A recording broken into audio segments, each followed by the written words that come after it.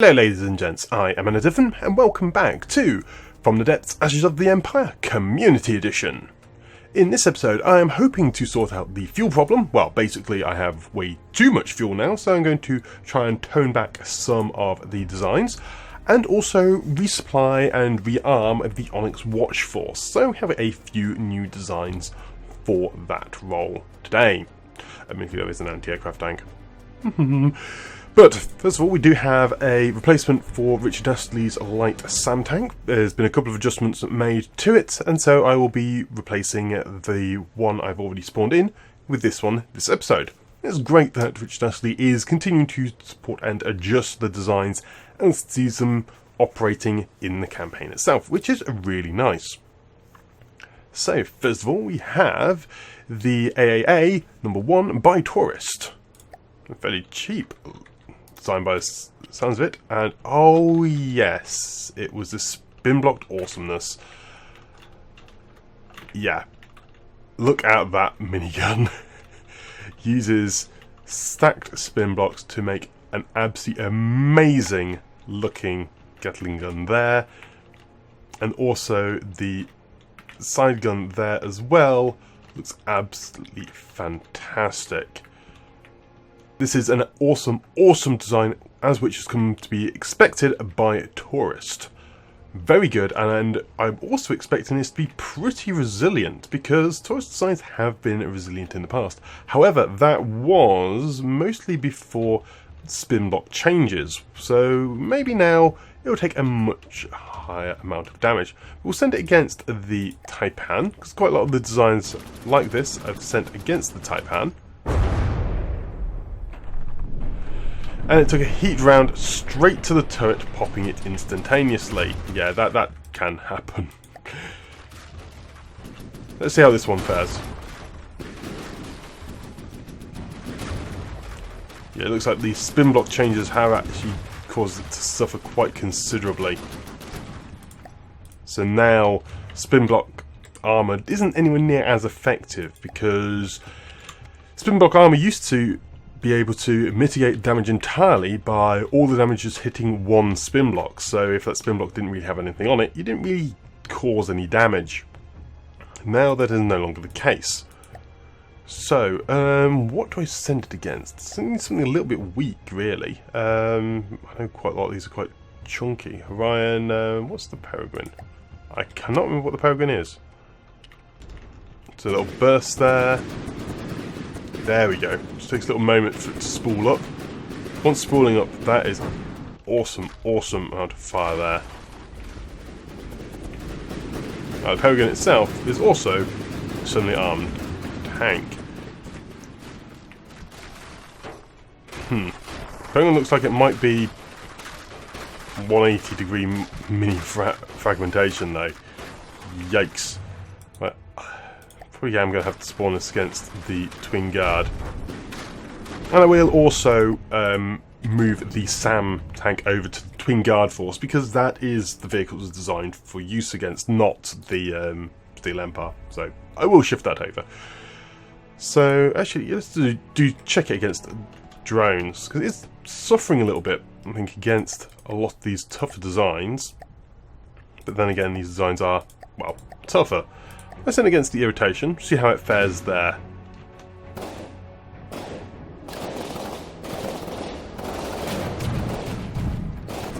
Yeah, that's looking a lot more effective.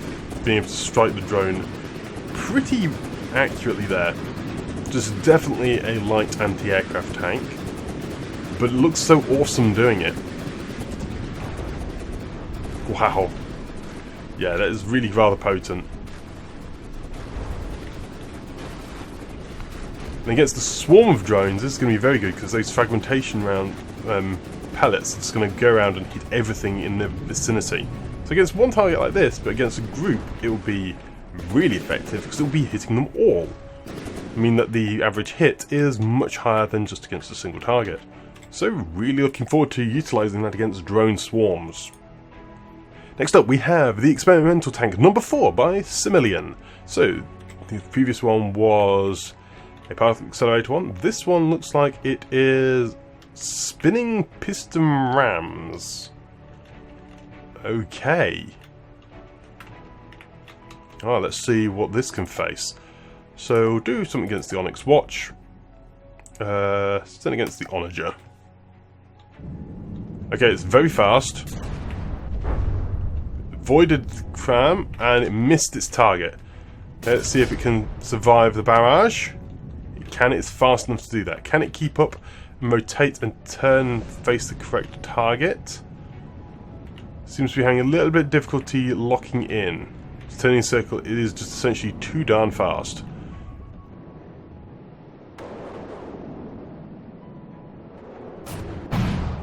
Unfortunately, took a nasty hit to the rear by the main cram cannon of the Onager, destroying it instantaneously. So let's spawn another one in and see how much damage it does if it gets that strike it needs.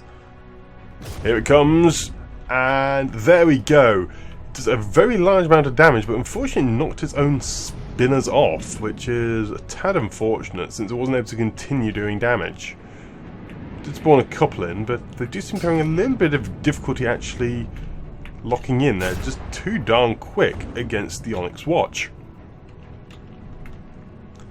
But spinning rams do a ton of damage, so I am expecting this to do a lot more should it actually, you know, get into position. But it is unfortunate at the moment that even with 3 of them just dancing around, they're just not being able to lock on the target properly. Well, here it comes in for a good strike, and there we go. It knocks off a few beams, but bounces off, unfortunately, not doing enough damage. And there goes another ram there. It did do a ton of damage internally, though, there. So, there is a lot of potential in these, but I had to spawn in 4 in order for them to get any consistent hits in on their target. There we go. That would just... See, that's exactly what I wanted to see. It just brushed past that target and knocked almost all of it off with barely any damage to itself sustained. So that's exactly the sort of thing I would expect for this design. But unfortunately, it might have a little bit of difficulty hitting its target. And it's actually more likely to hit my own vehicles, killing everything I own. I am bringing in this thing, the Gravitational Ram. And yeah, it's a Grav Ram in Ashes of the Empire. It's going to do a lot of damage. So it's going to get Lucine. One shot. And Lucine is now on its back. Another shot, and that should... Yep, spins it along. Doing absolutely tons of damage. Yep, dancing Onyx Watch tanks. Well, it missed there. Yikes. Yep. And if an Onyx Watch tank is doing that, it's moving faster than it does under its own steam. Yeah. There is no... What's there to worry about? It hasn't done as much damage as some others, mainly because it is made out of solid metal. Do this against some of the other vehicles and they just kind of explode.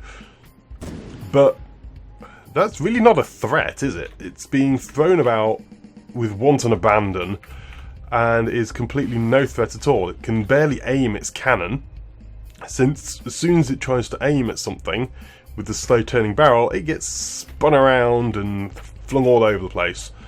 Combine this with anything else and this thing is just completely doomed. And so it did take a couple of cram hits, but essentially it's back up to full health, so its resilience is there as normal. It's just now, yep, dancing, spinning, flying Onyx Watch tanks. Easy work there. Next we have another design from Charged, the Rolling Deadifier. A rather insane cost vehicle. And that was because this was designed to face off against the Lux. And it is beefy. It has 4 massive cram cannons which have been set up with rather insane fuses, which means it can take on the Lux really rather handily. It's got smoke and all that sort of stuff, so let's send it against said Lux.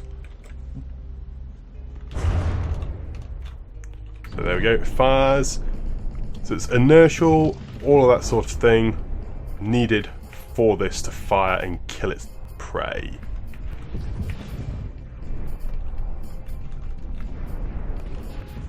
So it missed a little bit with the first barrage. And unfortunately, yeah, it took a nasty strike initially, it seems, which got caught all the way through.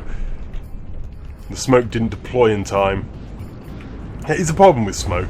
Smoke, you do actually have to get hit before it works, so let's just delete everything, make sure the rolling deadly fire is actually ready for the combat before I spawn in the Lux this time. There we go. Now it's spawning in the Lux.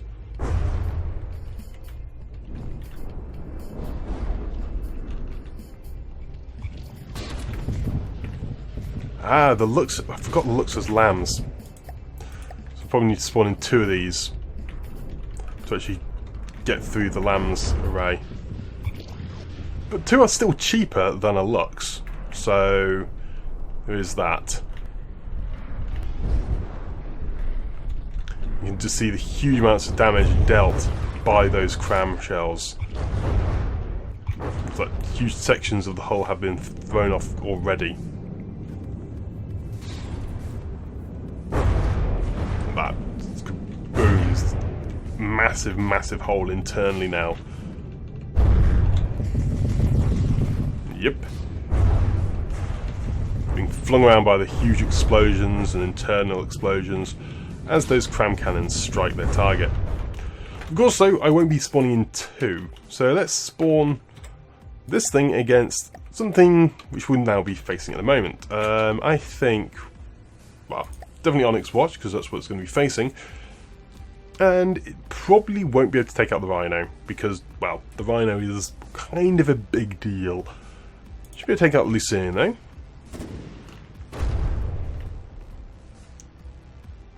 So there we go.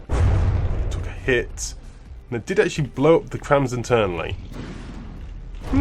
Interesting.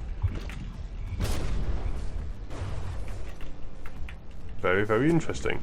So the hit internally, it just broke through the barrels and then just smashed all the way through, breaking the internal components, but otherwise damage seems to be very minimal. So that's an interesting thing. I wasn't really expecting that. It just a nasty strike penetrated through the barrels and detonated the entire main gun.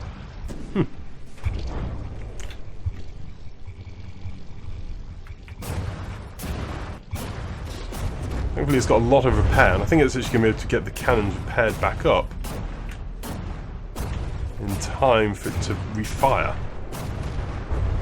Yeah, it's actually got such a repair rate, it's able to keep firing and repair and everything, so it can maintain fire and should be able to destroy this target very soon. There we go, shot's going a little bit wild, but there we go. Cram lands on it and just... wow. Huge holes. These are massively potent crams.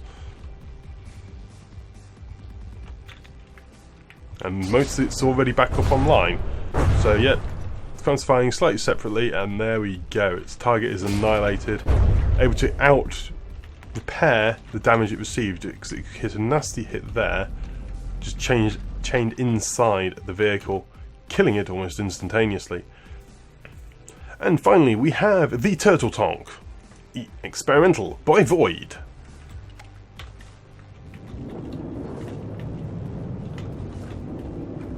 So this is like a very tank destroyer style. Has a land system, it seems.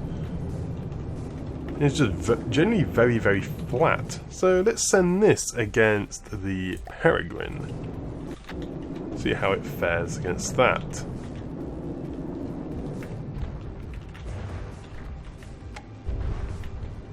Okay, first couple of shots though, very good. It's got lambs, which is awesome. Very little has lambs.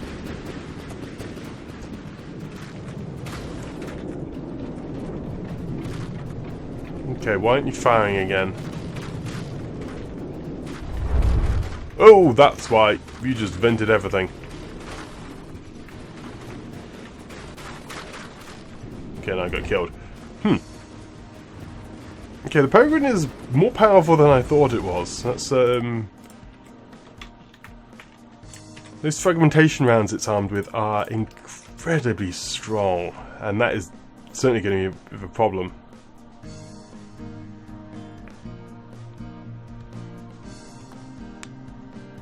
We're sent against the Nebel. Okay, bang. So this shell is incredibly strong, and a good rate of fire. And with the Hesh component, makes it perfect for taking on Onyx Watch. There we go. Within just a few shots, it is able to kill its target. Unfortunately, it doesn't seem to want to move very quickly in reverse, so that could open it up for cram bombardment. Still a very, very accurate, very strong design, though has the potential of just venting all of its rounds quite early on in a battle. But we won't find out until we actually utilise them in the campaign, so let us do that now. Yes, we're having all this mess of twin guard combatants, weren't we? Right, I don't really want to be dealing with that just yet, but let us spawn in the new designs over to here. So I want a couple of designs in this force, so that is the SAM tank, which I'm moving over from the Steel Empire force, and the anti-air tank there as well. So both of those can now be added in to this force. Right, well I might be able to just do a massive combat there, but that's going to be a real slow goer. Steel Empire force, I need to get rid of the SAM tank from that one, because it's been updated and pushed into the Steel Empire force. Not Steel Empire, into the Twin Guard force. Let's bolster the Onyx Watch force. So we have the Experimental Tank number 4, the Ramming Craft, the Grav Ram Insanity Vehicle, the Rolling Deadifier, and the Turtle Tonk. All of those added into this force here. I'm a little bit concerned as to how ridiculously large this battle is going to be. It's going to be 3 or 4 forces. I'll just take a moment to sort everything out. But otherwise, I think it's pretty much going to be just this and do a massive observation for around about 20 minutes, I think, of battle time. So let's jump in, just double check the positioning, and then I'll get ready for everything. Right, so all our forces are sitting around there. The enemy are basically in all directions. You can see they're really far away, some of them, and it's going to just take a really long time for this battle to play out. But we have a lot of the resources, we have the overwhelming odds in our favour, we have a lot of, well, we do have technically less blocks, but there's much more spread out, so have focusing power here. But it's going to be running around about 10 frames per second while recording, so I'll try and keep it, interesting what I'm showing, but it's going to be a little bit of a drag for me. So let's go. Yes, this battle was actually running around about 7-8 frames per second at these initial stages, so I've been speeding up to about 3 times just to try and get there being some semblance of flow and things occurring. Big problem with this battle is everything is so far apart, but as you can see straight away, unfortunately the Shadow Swarmers are getting completely smashed up there. And it is quite unfortunate because they're being hit by explosive things, one of the few things able to destroy the light blocks. But, just looking generally around, we're not taking that much damage, but the enemy are very far apart, so it's really just the long-range combatants. So just switching over to another view, again you can see it's mostly the long-range combatants, the lasers on each side, doing a vast amount of the work. Then again, some of the missiles are also doing quite nicely. A bit concerned there about my flak cannon taking a big explosion, but I know it's fine. And then there's the stake just going around using its simple lasers to take down the enemy drones in the air, which is cool, good. Still just a lot of overview in this battle though. So looking at the map, as you can see, there is basically enemy absolutely everywhere, completely surrounding us, so our forces are firing in all directions, and this is the reason why it's taking so long for anything to occur. Looking back into the battle though, you can see that the enemy also do have some simple lasers, which is a real pain, because simple lasers are still pretty rather potent. A few tanks have LAM systems, which are very nice, taking out a remarkable number of missiles, so I am very glad of the few vehicles which do have LAMs in our forces. I'll pop over to a third person perspective for a little while, hoping this would do something, but unfortunately it's in a loading phase, so the new tank unfortunately doesn't fire while I am observing it close like so. Just again, having a bit of an overview, this time just observing the drones and the flyers dancing around in their dogfighting procedures, but again, not that much is occurring. The enemy still some really fast separated forces, so I'll try and observe some of that. It's going towards the more southern aspect of the battle there. And it's going to be seen there are enemy forces firing their lasers, but the lasers are long distance and they're just not that powerful. Very, very little damage is being received all around, really.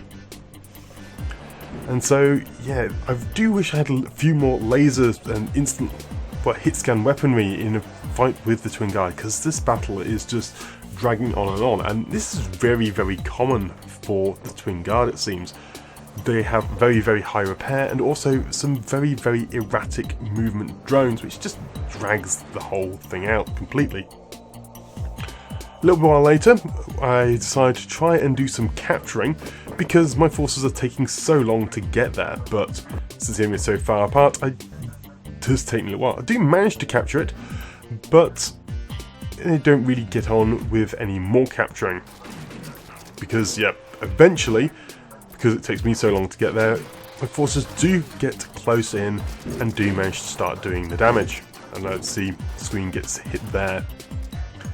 So with the last force there though, I am nearby, and so I decided, right, let's go try and capture a leap on it and fire a shot straight into the base and capture it in a single shot, which is really quite fun. And so just have a look quick round, and there is only one enemy left. Fantastic. Again, leaping down and shooting it to capture it instantaneously. That was that was just insane. That was, I was recording for over half an hour there. That was just, Twin Guard are so boring to fight at times. It's fine if a lot of things happen, but now it's just waiting for things to be killed. We did unfortunately leave the micro shadow swarmers, which have lasted a lot better than I actually originally thought. I thought they were just going to die instantaneously, but no, they survived well. Managed to tank a remarkable amount of laser fire and things, just because, well, the light blocks don't get hit, and yeah, nicely done. So let's quickly save the game and then go into the next battle, I think. But goodness, I'm knackered after that battle. Right, so yeah, I now have way, way, way too much fuel. So let's scrap some of these things. That's actually reducing our fuel production by 20%. So it's quite a significant margin, I must say. Well, over 20%? Yeah, over 20%. Oh, this is interesting. It looks like the Onyx Watch is actually going to expand into this territory.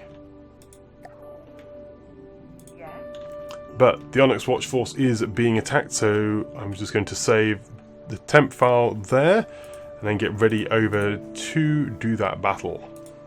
This game's been getting more and more unstable. I think it might just be purely because of the number of different blueprints I have now. It might also be partly to do with the number of blueprints in my folders, so I think I might just have a good clear out and maneuver some so only the ones active are actually in the blueprints area. But let us get ready to spawn all this in. So our forces are pretty well spread out. The Onyx Watch are very, very, very focused. It's now going to be how our units deal with this. So we have... where's our new designs? have the Deadifier there. Ram there. Oh, and this one I should have really put forward at the front. Okay, that's probably going to ram our own vehicles. No matter. Another very slow start. The Onyx Watch can have so many blocks and so many shots. This was actually in the initial barrage, went down to 5 frames per second. But there we go, the Challenger gets absolutely smashed to pieces by that spinning ram there. Very unfortunate. However, we do get a nice array of missiles just going in with the missile bombs as we watch one of the Onyx Watch tanks dance around as it is being struck by Richard Dastardly's Grav Ram tank there, which is... Grav Rams are just hilarious. They're so stupidly overpowered in Ashes, but they're so fun. Admittedly, they aren't killing things that fast at the moment, but they're really good fun. One thing I didn't really notice with that tank there from Void is that it's got a very good land system. The turtle tank is amazing. It's just shooting all over the place, and I don't think it would have been a very good addition to the Twin Guard Force, because that LAM system would be able to just destroy all the little drones missiles, and then admittedly the tank itself would be able to shoot drones, but it would be able to shoot the mechs themselves and hit the base and the mechs, because Hesh rounds are quite good against that sort of feature there, just because of how their spawning is based on the AP of the armor, or the AC of the armor, and yeah, mechs are made predominantly of metal and alloys, so yeah, do quite a lot of damage to them there. Going back to our vehicles though, just observing just general overview of how the tanks are functioning in the battle, and yeah, the our tanks are doing quite well. The Onyx Watch though just have so many guns that as our tanks are swarming around, they're getting shot at from all angles, and unfortunately some of them do still like to ram the Onyx Watch, which is a real problem because the Onyx Watch is just so tough that if you aren't a dedicated rammer, you will take a considerable amount of damage. And seen there, that took a very nasty strike and is now destroyed. Poor home defense on wheels there. Again, see bombardment of crams, and crams are very effective against the Onyx Watch, but I noticed that unfortunately one of my planes is falling out of the sky. It's like, hang on, have I got to set the resources up right? Because things are moving, but I just, noticing like the Shadow Monk there from Hikari, they don't seem monking like, oh, the groups don't seem to be quite set up and the fuel wasn't fully distributing, so I just rejoin all the groups, and as can be seen, all the fuel is now being redistributed to all the vehicles, so now they're all functioning as expected. I decided now though to go out and try and catch some vehicles, because it's a nice little speedy thing, and I get trapped in the toilet though, but eventually I do manage to break my way through and get the AI, but by the time I try and find anywhere else, all the other vehicles from the Onyx Watch Force have been destroyed, so I don't get to capture any more, but just watch as the last couple of vehicles get spun around by grav rams and destroyed by long-range bombardment. So, all good fun. Yikes, that battle took a long while. Not as long as the Twin Guard one, but it still took a while nevertheless. But it was also extremely painful. We took a lot of casualties there. So experimental tank number 4 does get repaired. The Deadifier was almost really close, as was the Shadow Monk. I was sort of expecting both of those to be killed during that bout, but no, they managed to pull through, so that's rather awesome. So well done to them. Unfortunately, we did lose some things. So the Challenger 2 got destroyed by our own ramming vehicle, which was a bit unfortunate, but there we go. Ramming vehicles are very dangerous to everyone involved. Home Defense on Wheels, unfortunately, was defeated. It went in a little bit too close, as did the Tamkus. So all those designs were eliminated in that battle. Did lose fuel to some of the forces during the bout. Doesn't look like everyone was under the same resource group, so although they were getting fuel, they weren't getting all that they needed. But that now seems to be the case, so it is all good.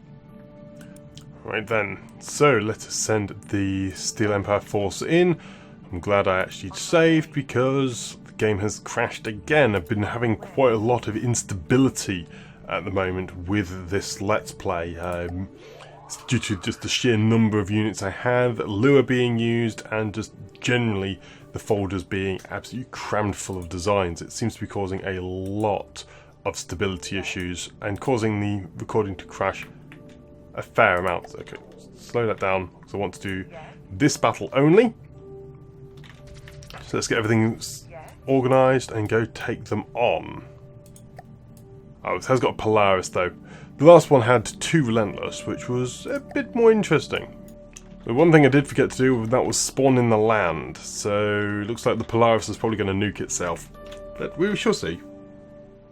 And yes, it does nuke itself, because that's an unfortunate occurrence which happens far too regularly with the Polaris. It is a very, very, very nasty vehicle if it doesn't glitch out in the spawning. Admittedly, this one was my fault for the spawning, because I didn't spawn in the land correctly, but it's a common occurrence nevertheless. Now, that tank is getting absolutely bombarded, and the thing is going to be destroyed. The poor metal tanks from Chargardon, but immediately the Type F does get nearby and it is repairing it ridiculously fast. And thankfully, due to the fact that I have now moved over to the centralised resources, I have a really nice pool of materials to work with in order to protect it. One thing I didn't realise was just how insanely good the Polaris is with anti-missile systems. It has so many there that it's shooting down a ridiculous number of missiles. You can see them being shot down over in the distance there. So many of the missiles which I'm firing at these Steel Empire are being destroyed by that Polaris's land system. Basilisk is dancing around and thought it's going to get destroyed, but no, it decides to ram and push itself under the vehicles. In fact, who would, considering its behaviour in this series, I would have thought it would make a really good ramming vehicle. One of Civilian's tanks there is about to get shot in the underbelly, but it just gets shot and misses over there and hits one of the anti-aircraft tanks. So thankfully it lives to fight another day. Do notice the Type F has taken a fair bit of damage, which is a bit concerning, but this is all okay. And is a scout tank going to fire? Maybe? I did see it fire once in this episode, but I can't remember. I did see it fire though in this battle, but I seem to have missed it in the post-commentary. So, if you spot it, good job. The Basilisk though is now ramming underneath, and this is why I think it would make a really good ramming vehicle. So put a load of rams on that, it would do an incredible amount of damage. So something to think about in the future, I think, with a design like that. With a nice wedge design, push itself under vehicles and then go from there. There we go, it's the scout tank fired. It was later on in the episode. Yay! Anyway, I shouldn't get so excited that a vehicle shoots its main gun. So the enemy have been reduced down to only a handful of vehicles. Just put up the interface there just to spot how much damage is left, and they aren't doing very well. There's a couple of Neebles there, and yes, Type F is just surviving and is keeping everything else nicely repaired, which is brilliant. Now it's just a couple of the Scarab and the Neeble I think is left, and Scarab is quite tanky, but as soon as the turret gets popped, it falls to pieces, leaving the Neeble in the background just to disintegrate into nothing. Excellent, that's another battle finished there. I'll quickly save the game under the temp because of all the instability I've been receiving, and in fact I might actually just end the episode. I'll just to see if I've taken any casualties. No, we had a very close call a couple of times with the Metal Mauler, but it was just able to get repaired just in time, which was good. But yeah, I'm just having a little bit of awkward just trying to get this thing going, because although I haven't actually got that much content, but I've been recording for at least a couple of hours now, and I've only really, I've got 3 battles to show for it, but I've done a lot more in the background. It's just that those battles just weren't, part of the episode because they've been eliminated essentially, and I don't want to be just using, having a battle and then, retroactively saying, oh no, this battle didn't exist, because that isn't really showing off the battles, and it was ridiculously long twin guard battle anyway. It took forever. Anyway, thing is, that is going to be it for this episode. So thank you very much for watching this episode of From the Depths Ashes of the Empire Community Edition with myself and a different. If you did enjoy the episode, please leave a like and or comment below, as it is always great to hear from you lot. Otherwise, be sure to check out the rest of my channel for more From the Depths videos and other games, and be sure to check out the Discord channel for more direct interactive chatting. Otherwise, that's it for me for now, and I shall see you next time. But until then, I'm out. Goodbye!